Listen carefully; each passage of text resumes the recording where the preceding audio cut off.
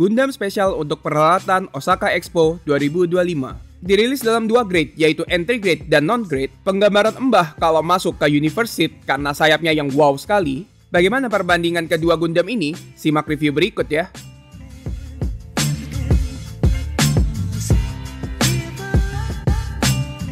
Hai, welcome back Genius People, saya Alif Genius dan hari ini kita akan mereview RX-78 F00/E Gundam with Glass Feather Unit yang merupakan Gundam spesial untuk peralatan Osaka Expo 2025. Ya, betul guys, jadi sebenarnya Gundam ini itu tidak terhubung dengan series apa-apa, melainkan sebuah desain spesial untuk mempromosikan acara Osaka Expo 2025. Di acara Expo ini, emang si Gundamnya itu berdiri megah di tempat tersebut. Ya sebenarnya dia nggak berdiri sih, tapi ya udahlah, pokoknya di Expo itu ada si Gundam itu. Nah, review kali ini tuh sangat spesial karena kita tidak akan mereview satu Gundam saja, tapi kita akan mereview dua jenis grade. Kalau yang tadi adalah versi non-grade-nya, ini adalah versi entry grade-nya. Wah, apaan tuh non-grade? Nanti saya bahas ya ketika kita rakit. Jadi untuk kedua jenis Gundam ini tuh dijual secara retail. Jadi kalian ke toko Gundam manapun di Jepang, kalian akan menemukan Gundam ini. Bukan yang kalian harus capek-capek ke expo yang ada di Osaka, cuma buat beli Gundam-Gundam ini. Nah, untuk yang versi entry grade-nya, dia itu terpisah ke dalam dua bagian, yaitu adalah bagian untuk Gundamnya dan bagian option part setnya untuk memunculkan si sayap keindahannya ini. Untuk harganya sendiri, untuk yang versi non-grade-nya ditebus dengan harga 3.960 yen. Sedangkan untuk versi entry grade-nya, Gundamnya ditebus dengan harga 1.320 yen dan sayap keindahannya ini alias si glass feather-nya ditebus dengan harga 1.100 yen. Lalu sekarang mari kita cek isian apa yang kita dapatkan dimulai dari versi entry grade-nya. Kalau kalian pernah rakit-rakit entry grade yang lain, isinya tipikal kok, runnernya nggak banyak, diplastikin dalam satu plastik, lalu ada manualnya yang seperti ini. Bukan yang ini Alif Genius. Nah, yang ini maksudnya. Nggak ada stiker sama sekali, paling cuma marking seal yang kalian boleh pasang atau tidak pasang. Lalu kok bisa sampai terbang ya? Terdapat 4 buah runner dengan dominan warna putih. Saya cek satu persatu runnernya, dan runnernya alhamdulillah bukan runner daur ulang ya. Bener-bener runner original sekarang. Nah, kalau kita buka untuk bagian glass feathernya, subhanallah, belum apa-apa kita dihadapkan dengan stiker yang Masya Allah guys. Dan kalau ngelihat manualnya, ini itu emang panen stiker guys. Ini mah kayaknya bukan ngerakit Gundam sambil masang stiker, tapi masang stiker sambil ngerakit Gundam. Lihat aja runnernya lebih dikit daripada stikernya. Dan versi non-grade-nya gak jauh beda sama yang versi entry grade guys. Belum apa-apa udah ada stiker seabrek kayak gini. Subhanallah. Marking seal-nya ini sama persis ya antara yang entry grade sama yang non-grade. Pertama kita cek dulu apakah runnernya daur ulang. Dan ini entah kenapa nggak ditulisin tahun produksinya. Kenapa ya? Untuk jumlah runnernya ini cukup lebih banyak ya dibandingkan dengan versi entry grade-nya. Saya kira tuh runner baru ya. Ternyata setelah dilihat-lihat dia tuh rilisan tahun 2020. Iya guys, jadi runner untuk Gundamnya itu adalah runner daur ulang dari si Gundam Yokohama yang juga merupakan non-grade. Dan ups, ada runner PC lagi nih. Nah, jadi bagaimana nih perbandingan antara kedua Gundam ini? Kita langsung rakit aja ya guys.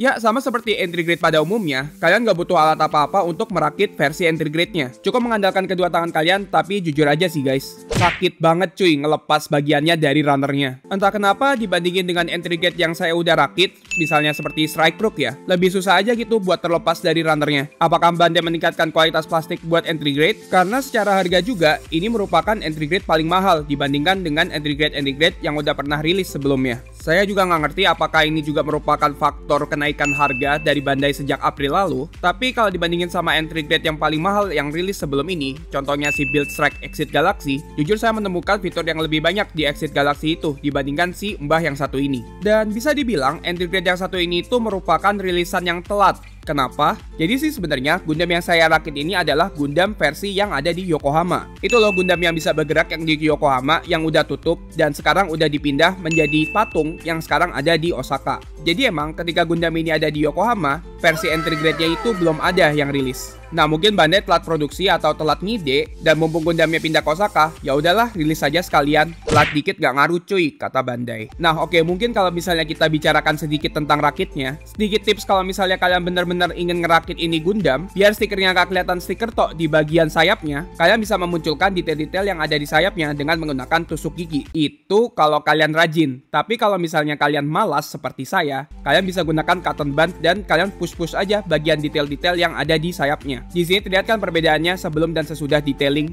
Nggak hanya bagian sayapnya aja, kalian juga bisa melakukan detailing di bagian-bagian yang lain yang ada stikernya. Ini mah masang stiker sambil ngerakit Gundam cuy. Beneran dah, kayaknya saya lebih banyak masang-masangin stiker, detailing stiker, daripada saya ngerakit bagian Gundamnya. Dan enaknya di level entry grade ini, kalian tidak perlu bongkar pasang bagian Gundam aslinya untuk memasang armor-armor yang kalian dapatkan dari option part glass feathernya. Jujur aja ya, ketika armornya terpasang, cukup keren loh Gundamnya, walaupun cuma stiker doang tuh. Emang sih sebenarnya entry grade ini tuh kalian nggak perlu bawa alat apa-apa. Tapi kalau kalian masih mau pakai ampas buat bersihin nukbak, juga nggak dosa kok. Karena serapi apapun kalian copot bagiannya dari runner, itu tuh tetap masih ada nukbak yang tersisa guys. Dan sudah jadi untuk versi entry grade-nya. Lalu kita lanjutkan ke versi non-grade-nya. Bang, apaan tuh non-grade? Kayaknya grade itu cuma ada entry grade, high grade, real grade, master grade, perfect grade. Oke, bentar. Sebelum saya jelasin, lihat nih stiker matanya terpisah guys dari yang kanan sama yang kiri. Entah kenapa nih, cukup unik ya. Nah oke, non-grade ya. Jadi sebenarnya sebelum Bandai itu mengklasifikasikan beberapa Gundamnya ke beberapa grade seperti high grade, real grade, atau master grade, Bandai itu mengklasifikasikan gumpla-gumplanya dengan skalanya. Jadi ada skala 1:144, 1:100. Itu adalah sebelum tahun 1990. Nah, semenjak 1990, Bandai mengeluarkan klasifikasi baru dengan 1:144 diklasifikasikan sebagai high grade dan 1:100 diklasifikasikan sebagai master grade. Namun setelah itu non-grade masih bermunculan kok. Contohnya ada di seat ini, dia juga punya versi non-grade-nya. Saya nggak tahu ya kenapa Bandai memilih untuk memasukkan Gundam ini di lini non-grade. Mungkin untuk menyamakan lini Gundam ini dengan Gundam-Gundam pendahulunya yang ada di Yokohama. Karena Gundam yang ada di Yokohama itu pun juga 1:144 aja, bukan high grade. Bentar, stop yapping dulu ya. Kalian lihat deh motif-motif yang ada di clear part-nya. Keren banget gak sih ini? Nah lalu guys, kalau misalnya kalian tanya, apaan sih stiker-stiker banyak ini tuh dipakai buat apa sih? Ceritanya stikernya ini tuh nanti akan dipasang di bagian belakangnya si clear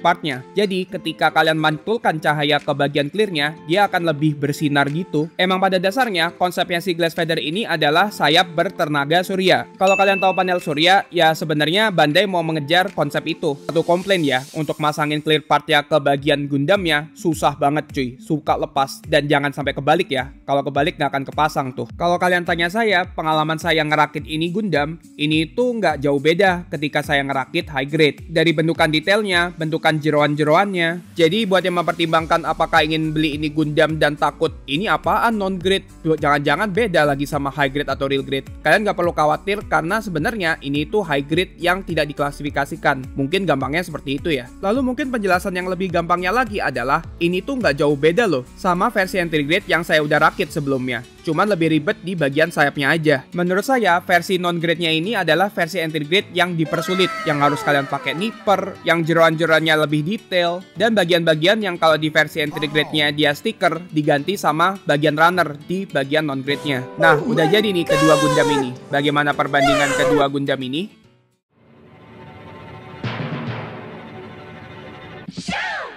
Nah, untuk review artikulasi kedua Gundam ini akan cukup unik ya. Jadi kita side by side comparison aja. Entah kenapa ya, kalau kita lihat sekilas, sebenarnya kedua Gundam ini hampir sama persis nggak sih? Bahkan stiker-stiker yang ada di versi entry grade-nya itu nggak kelihatan stiker kalau kita lihat sekilas di sebelah sini. Oh ya, untuk versi non-grade-nya ini, kalau kalian lihat ada sedikit perbedaan ya. Karena untuk bagian non-grade-nya, yang kalian lihat sekarang adalah versi Gundam yang berdiri di Osaka. Nah, bagian baunya ini bisa kalian ganti-ganti ke versi glass feather-nya sekarang. Sekarang udah mirip kan, tapi ada perbedaan warna sih di bagian sebelah situ ya. Nah, ribetnya si non-grade ini adalah kalian harus bongkar pasang beberapa bagian untuk memunculkan 3 mode variasi dari si Gundam ini. Sedangkan untuk yang entry grade cukup simple karena cuma ada 2 mode variasi. Dan kalian nggak perlu bongkar pasang untuk memunculkan variasi tersebut. Oke, pertama kita langsung mulai review dari kepalanya. Bisa patah kanan kiri seperti ini, tapi mereka gampang copot ya. Nah lalu untuk entry grade, dia itu dengan mudah bisa diputar 360 derajat, tapi yang non-grade malah nggak bisa loh. Lalu untuk bagian lengannya, artikulasi mereka mirip, tapi yang saya rasakan adalah kalau yang entry grade itu pergerakannya lebih loose daripada yang non-grade. Kalau yang non-grade itu terasa solid-solid aja. Dan juga pergerakan ke depannya, entry grade nggak bisa kemana-mana ya dibandingkan dengan non-grade. Dan ini juga cukup menarik, pergerakan ke depannya si entry grade sama loh kayak non-grade. Ini emang teknologinya si entry grade udah maju, apa high grade semakin mundur?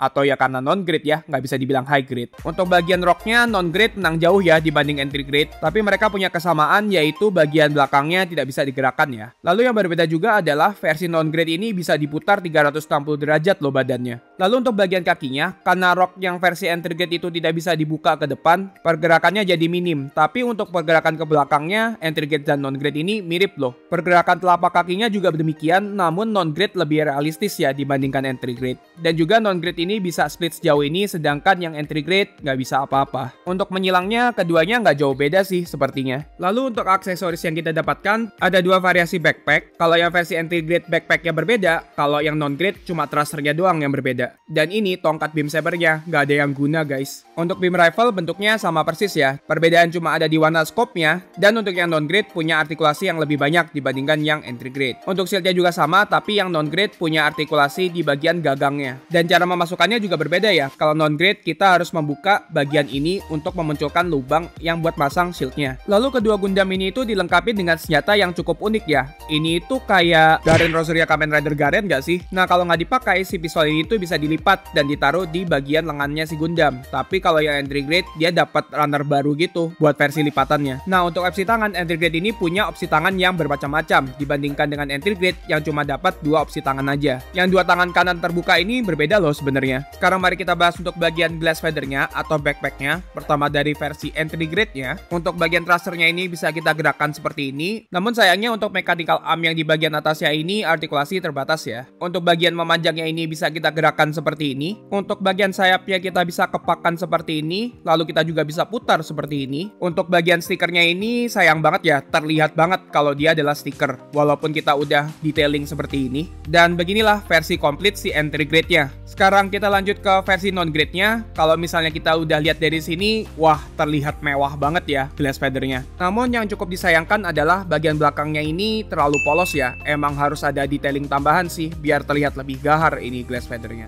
Dan juga untuk versi non-grade ini dia punya konektor khusus biar bisa dipasangin ke action base. Nah mechanical arm yang tadi di entry grade yang nggak bisa digerakkan, kalau yang ini bisa bergerak bebas dan punya artikulasi tambahan loh. Jujur, ini capitnya keren banget cuy. Ya walaupun dia gampang copot-copot ya. Capitnya bisa kalian taruh shield tuh, biar berasa kayak full armor Gundam. Bagian belakangnya bisa kalian gerak-gerakan. Artikulasi sayapnya sih sama persis ya kayak entry grade, tapi yang mengesalkan adalah bits-bitsnya ini tuh gampang banget buat copot. Iya guys, jadi fitur spesial dari yang versi non-grade-nya ini adalah bagian-bagian glass feather-nya ini bisa kita copot-copot, dan masing-masing dari bagian sayapnya ini kita bisa display tersendiri. Jadi bagian sayapnya itu berasa kayak funnel atau bitsnya si Gundam ini. Jadi ceritanya si bitsnya punya konektor khusus gitu, biar bisa dipasangin ke display base-nya. Sumpah cuy, yang versi non-grade ini bener-bener gahar banget. Dan kalian lihat, kalau saya pantulkan cahaya ke bagian clip partnya ini, dia itu kayak punya efek bercahaya yang lebih gimana gitu, yang lebih wow gitu nggak sih?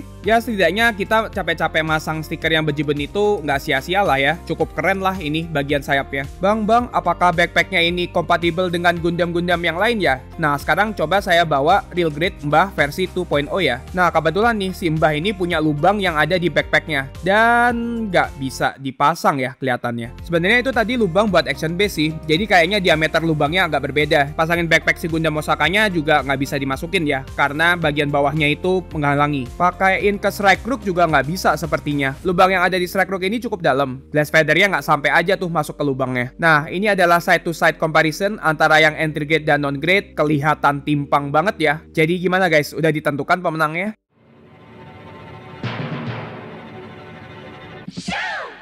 Jadi, bagaimana menurut kalian tentang dua versi Gundam Expo Osaka di video kali ini? Pertama, kita perlu mengapresiasi Bandai dengan ide gilanya yang menambahkan sayap sebesar ini ke Gundam Mbah yang nggak pernah kelihatan gambarannya kalau pakai backpack model Universe Seed kayak gini. Idenya cukup menarik sih dengan gimmick panel surya sehingga menggambarkan backpack dengan energi terbarukan yaitu sinar matahari. Selaras dengan visi yang dibawakan oleh Bandai ke perhelatan Pavilion Expo kali ini, di mana Gundam ini ditujukan untuk membuka masa depan yang baru dengan entitas Gundam ini. Makanya temanya adalah Gundam Next Future. Nah, tapi bagaimana dengan gunplaynya? Apakah hanya sekedar marketing belaka atau Bandai sudah berusaha keras kualitas mengimplementasikan ide mereka. Menurut saya, ini cukup memuaskan loh. Kedua versi punya kelebihan dan kelemahannya masing-masing. Mulai dari yang versi entry grade, rakitnya gampang, gak perlu banyak alat dan banyak tenaga, tapi bisa mendapatkan hasil yang ciamik, gak kalah dengan rilisan dengan grade yang setara, bahkan bisa mengalahkan estetik dari high grade. Kekurangannya adalah bagian stikernya yang terlihat menonjol. Harus ada effort sedikit untuk menutupi tonjolan ini. Bisa dibilang entry grade terbaik sejauh ini, secara kualitas oke sih, namun kayak ada yang kurang untuk dibilang sebagai terbaik. Kalau salah satu yang terbaik masih oke, tapi saya masih kurang srek kalau ini dibilang terbaik ya. Kalau yang versi non-grade, gimmick,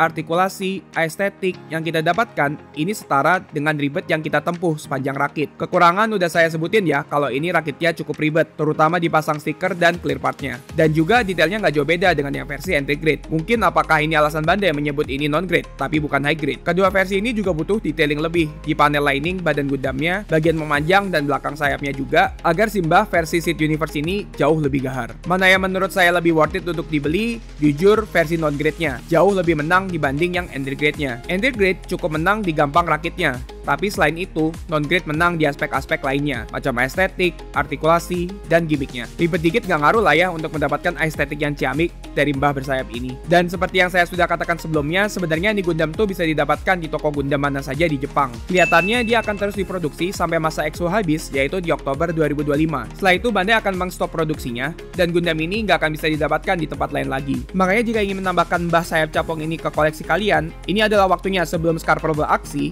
dan menjual Gundam ini dengan harga yang lebih nggak masuk akal. Terkait harganya, mungkin ini juga yang bikin kalian mempertimbangkan mau beli yang mana. Pertama, entry grade dengan harga 1.320 yen untuk Gundamnya dan 1.100 yen untuk backpacknya. Harga normalnya ada di sekitar 235.000 untuk Gundamnya dan 195.000 untuk backpacknya. Jadi satu setnya ada di sekitar 430.000 ya. Sedangkan untuk non-grade-nya dengan harga 3.960 yen, harga normalnya di rate 150 adalah 700.000. Nah, selisih lumayan nih 270.000. Kalau misal kalian budget terbatas, mungkin entry grade bisa dijadikan opsi buat kalian. Atau mungkin bisa juga kalian cukup beli backpacknya aja dan beli mbah yang lama versi entry grade yang lebih affordable karena backpacknya masih kompatibel dengan mbah versi entry grade yang lama. Atau kalau misal saya salah, coba komentar di bawah ya. Tapi kalau misal nanggung nambah 270.000 bisa dapat mbah yang lebih ciamik sayapnya, nah gas buat versi yang non grade nya. Kalau kalian sendiri gimana? Apakah dengan review ini kalian akan beli yang entry grade atau yang non grade? Coba komentar di bawah ya. Jadi saya akhiri videonya di sini. Sebelum mengakhiri video ini, saya mau mengucapkan terima kasih untuk member Genius Meister, ada Bang Hami, Bang Rengga Faisal, dan Bang Pik. Lalu ada member Genius Totekadan, ada Bang Iqbal 8, Bang Kumagani, Bang Hoshimiya Yuna, Bang Tilly Allen, Bang DZQ, dan Bang Rian Givari, serta member-member Genius Alliance yang ada di sini. Yang mau berita dan gosip fresh dari Jepang terkait Gundam dan Gunpla, berita rilisan Gunpla baru dan jadwal reissue Gunpla terkini, serta kenalan dengan sesama penggemar hobi Gunpla, bisa join Discord Alif Genius People yang ada di deskripsi ya. Kalau kalian suka video ini bisa kasih like, komen, share, dan jangan lupa untuk subscribe Alif Genius Gunplasan. Kalau kalian ada kritik dan saran, juga bisa langsung DM saya di Discord atau melalui IG dan TikTok yang ada di deskripsi. Sampai jumpa di video berikutnya.